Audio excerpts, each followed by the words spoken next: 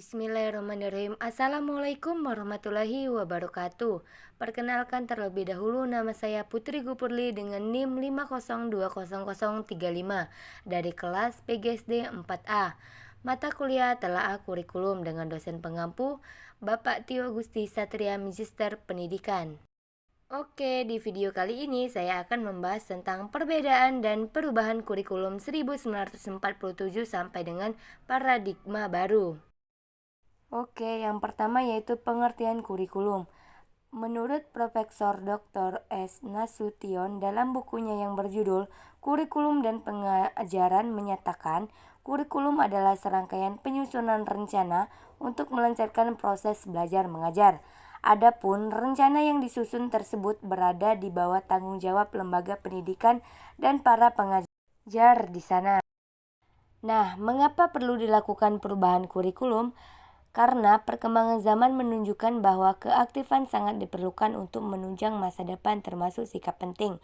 Itulah mengapa materi pendidikan kita merubah kurikulum agar terjadi pemenuhan tujuan pendidikan yang sebenarnya, yaitu untuk mendidik generasi baru dan mempersiapkan mereka untuk mengubah dunia.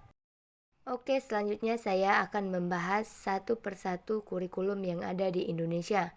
1. Rencana Pembelajaran tahun 1947 disebut Leerplan dalam bahasa Belanda, artinya rencana pelajaran dengan perbedaan kisi-kisi pendidikan lebih bersifat politis dari orientasi pendidikan Belanda kepentingan nasional.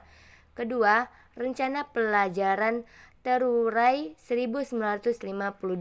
Perbedaan kurikulum ini lebih merinci setiap mata pelajaran dengan seorang guru mengajar satu mata pelajaran. 3.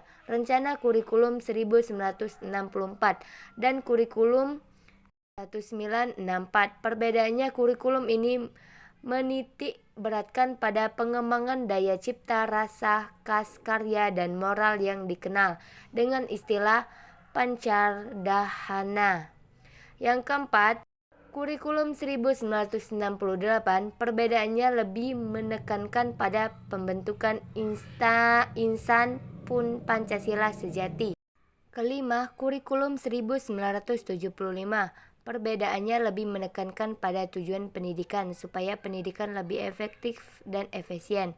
Keenam, kurikulum 1984 yang mengusung proses skill up approach. Kurikulum ini mengutamakan pendekatan proses, tetapi faktor tujuan tetap penting. Kurikulum ini menempatkan posisi siswa sebagai subjek belajar. 7. Kurikulum 1994 dan suplemen kurikulum 1999. Pada kurikulum 1994 bertujuan untuk memadukan kurikulum sebelumnya namun belum berhasil.